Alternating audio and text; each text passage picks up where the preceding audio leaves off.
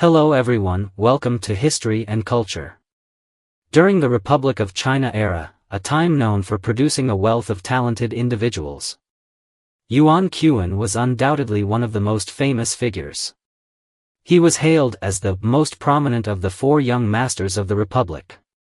Yuan Quan, whose courtesy name was Baochen and style name was Han Yun, was born in 1890 in Seoul, Korea.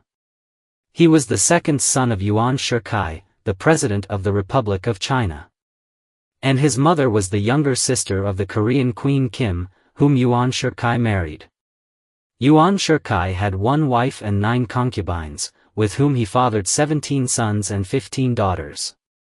As Yuan Shikai's second son, Yuan Quan was favored from a young age.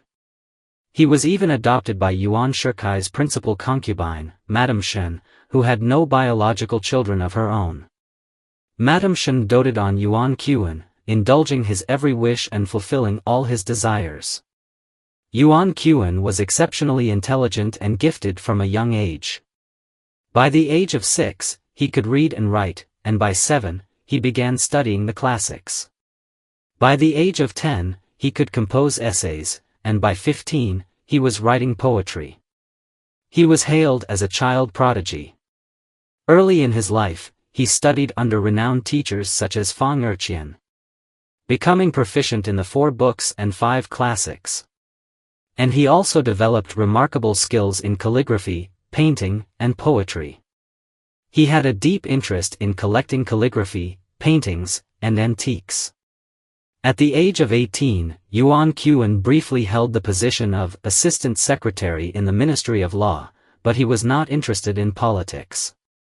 Instead, he chose to distance himself from the political sphere early on and led a life of freedom and leisure. His talent in calligraphy, in particular, was outstanding and widely appreciated. Yuan Quan's calligraphy had a unique style, and his friends were especially amazed by his technique. He could write while standing, with the paper suspended in the air and held at both ends by another person. His brushwork flowed like clouds in water, and the characters he wrote never showed any damage.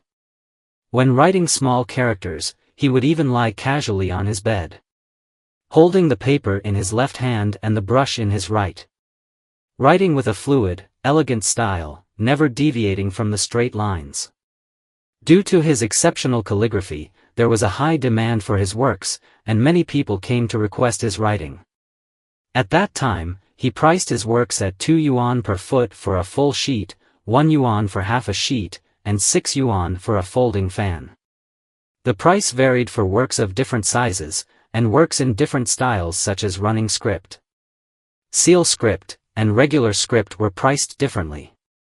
When writing for friends and family, he would often charge half the price, with an additional fee for ink grinding. Even the powerful Grand Marshal Zhang Zongchang, who was at the height of his power, was so eager to get a couplet from Yuan Quan that he waited outside Yuan's house with wine in hand, standing respectfully and waiting all night. This speaks to the immense allure of Yuan Quan's calligraphy. In addition to calligraphy, Yuan Quan had a deep passion for traditional Chinese opera, to the point of obsession. He was a well-known ticket friend in both southern and northern China, with a particular fondness for Kunku opera and Peking opera. He not only loved the art form but also dedicated himself to studying it, learning from Fang Bingzhong and other masters. He also traveled to Shanghai and Suzhou to learn vocal techniques, working to improve his performance on stage. Yuan Quan's performances in opera were remarkable. Whether performing as a young male or a clown character, he was able to perform them with great skill and accuracy. His favorite operas included The Palace of Eternal Life and The Dream of the Garden. What was especially impressive was his ability to understand the inner feelings of the characters. Whenever he performed, he would immerse himself fully in the role. Whether raising an eyebrow with a charming smile or passionately speaking with deep sorrow, moving the audience to tears. When performing alongside Peking opera masters like Ouyang Yuqian, Mei Lanfang, Ma Lianliang, and Yu Shenfei, his performances were also highly praised. Many believe that his singing was clear and precise, rivaling the famous opera divas. Whenever a performance by Yuan Quan was announced, the theater would always be packed. And the audience would flock to see his extraordinary performance. Besides opera, Yuan Quan also made notable achievements in poetry. His poetry was unique in style, often lamenting the impermanence of life while expressing a longing for freedom and love. His poems were sincere, with profound meaning, and he frequently composed poems with other scholars. His works were highly popular among the literary circles of the time and have provided valuable material for the study of Republic-era literature. In the field of collecting, Yuan Quan was also well known. He had a sharp eye for antiques, calligraphy, paintings, and other artworks, spending vast amounts of money to collect rare books, calligraphy, paintings, ancient coins, stamps, and other treasures. Yuan's collection was diverse and valuable, with many of his items considered to be exquisite masterpieces. Among his most precious items were ancient coins from the Wang Mang era and the Taiping Heavenly Kingdom period, as well as some ancient calligraphy and paintings, which were of high artistic value. Furthermore, Yuan Quan exchanged collecting insights and experiences with renowned figures in the collecting world, such as Su Senyu, Fu Zengxiang, and Zhou Shutao, constantly advancing the development of this cultural field. It is worth mentioning that Yuan Quan was vastly different from his father, Yuan Shikai, and his elder brother, Yuan Kekting. He had no interest in politics and even scorned the pursuit of power. When Yuan Shikai attempted to declare himself emperor, Yuan Quan did not hesitate to openly oppose him. At a time when sycophantic voices filled the country, praising and glorifying Yuan Shikai, Yuan Quan bravely struck back. He wrote a poem titled Feelings of Encounter, in which he expressed his opposition to his father's imperial ambitions and hinted at his concern for his father's future. The sky is dim, yet still I strive, the evening's clear or cloudy, hard to tell. Southward, cold geese obscure the lone moon, westward, the proud winds dim the 9 cities. A fleeting moment, like a swift horse, rushes by, a buzzing sound urges dreams towards midnight. Pity those who stand so high, buffeted by storms and rain, avoid reaching the highest level of the Jade Tower. This poem, with its sharp brushstrokes and profound meaning, directly expressed his opposition to Yuan Shikai's imperial plan, while also subtly foreshadowing his father's fate. After seeing this poem, Yuan Shikai was furious and immediately ordered Yuan Quan to be placed under house arrest at Beihai, forbidding him from communicating with the outside world. Despite such severe punishment, Yuan Quan remained steadfast in his beliefs and did not back down. During his house arrest, Yuan Quan was not confined in spirit. He continued to immerse himself in his beloved world of art. Soon after, Yuan Shikai's imperial dream came to an end in failure, and he passed away amidst widespread condemnation. Yuan Quan was deeply angered by his elder brother Yuan Kekting's role in encouraging their father's imperial ambitions. Believing that his brother's actions had directly contributed to their father's tragic downfall, the two brothers had a fierce quarrel over the funeral arrangements. And Yuan Quan, in his anger, left for Tianjin, even choosing not to attend his father's funeral. Afterwards, he joined the Qing gang in Shanghai, and with his exceptional talent and charm, he quickly rose to prominence within the group, eventually becoming one of the 6 great sects of Xingwu. He, along with people like Bu Xiangqin, established Xiangtang in cities like Shanghai and Tianjin, recruiting disciples and gaining the reputation of being the leader of the Tianjin Qing gang. Yuan Quan's romantic life was incredibly rich, having loved nearly 100 women. His friend, Mr. Zhuan, recalled his poetic and amorous nature, describing him as follows: outside, heavy snow falls, but inside, the stove burns brightly.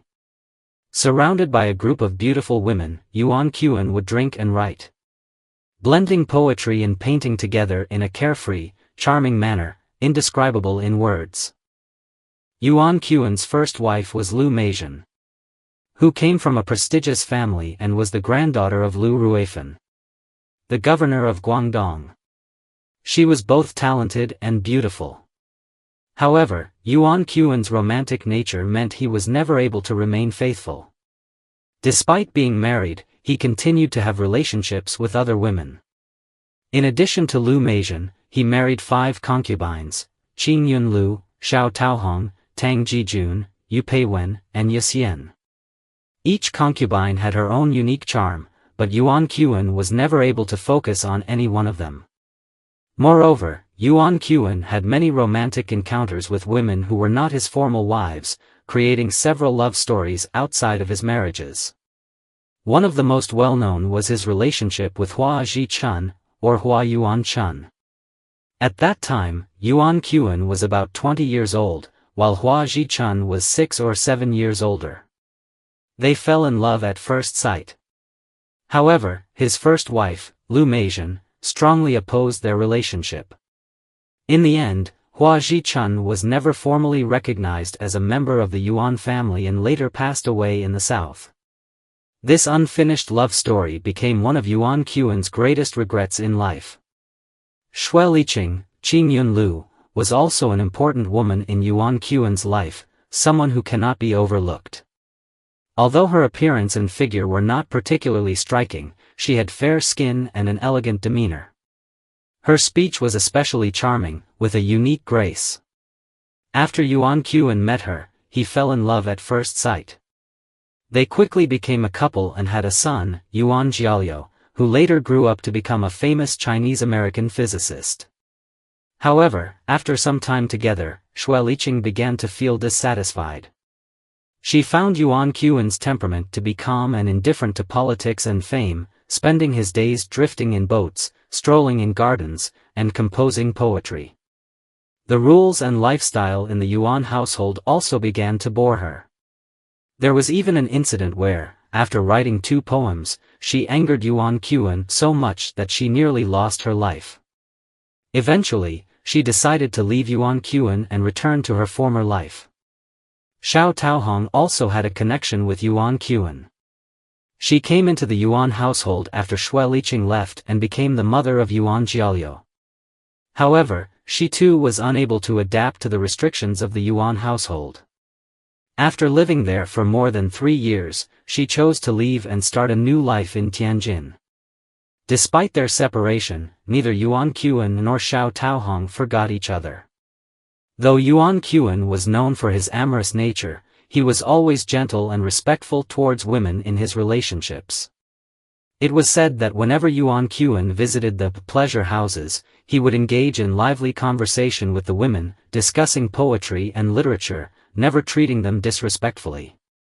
In fact, during a time when he went to Shanghai to seek refuge, he noticed the lonely women selling their smiles and chose to spend New Year's Eve with them. Yuan Qian led a life of extreme extravagance, spending money as if it were water, but he never cared about the gains or losses of wealth. In 1918, during a trip to Shanghai, it was said that he once spent 600,000 taels of silver in one go. When Yuan Shikai passed away, he entrusted his family to Su Shichang. Upon Yuan Qian's return, Su Shichang, as the president, attempted to teach him a lesson by threatening him, even stating that he would break Yuan Qian's legs with a cane. Despite his lavish lifestyle, Yuan Qian never bowed to any political figures, begging for money or favors. Even at his most destitute, both Zhang Zuolin, the king of northeast China, and Zhang Zongchang, the governor of Shandong, offered him high-ranking positions or advisory roles with generous salaries. However, he refused both offers firmly, stating, "I do not serve under anyone." At his lowest point, there were even calligraphy enthusiasts willing to pay a large sum for his works. But he disdainfully rejected them, as he despised those who bought calligraphy. In 1922, when a severe natural disaster struck the Chaos Han region, causing the death of hundreds of thousands, Yuan Qian, though without money to donate, did not hesitate to sell his most beloved calligraphy works and use the proceeds to help with disaster relief. In January 1931, Yuan Quan unfortunately contracted scarlet fever, and his condition became critical. Despite recovering at home, on March 22, his health had still not improved. But he decided to secretly meet with an old lover. After returning, his old illness flared up again, and his condition worsened. He eventually passed away, aged just 41. After his death, his family was too poor to handle the funeral, and it was his disciples in the gang who raised money to arrange the funeral. The funeral was grand and attended by more than 4,000 people, including members of the gang, monks, Taoists, nuns, and lamas from Tianjin. What stood out the most were the over 1,000 women from the pleasure houses who came to pay their respects, wearing white ribbons and holding badges with his portrait. Their mournful cries filled the air. The funeral became one of the most notable spectacles of the time. Yuan Quan had 4 sons and 3 daughters, most of whom focused on their studies and achieved considerable success. His 2 sons, Yuan Zetian and Yuan Jialiu, both studied in the United States and made remarkable contributions in their respective fields. Yuan Jialiu, in particular, made significant contributions to particle detection, cosmic ray research, radio direction finding, and frequency-modulated radar systems. His wife, Wu Jianxiong, was also a distinguished atomic physicist, known as the Madame Curie of the East. Some historians have remarked that despite Yuan Quan being born into a wealthy and prestigious family, he never allowed power or wealth to constrain him. He always pursued the true essence of freedom and art, keeping his lifestyle distant from the struggles of worldly power. His story has become a legend passed down through the generations. Yuan Quan's life can be seen as a painting full of talent, affection, and a noble spirit. This is the History and Culture channel. Liking and subscribing are the greatest help and support to us.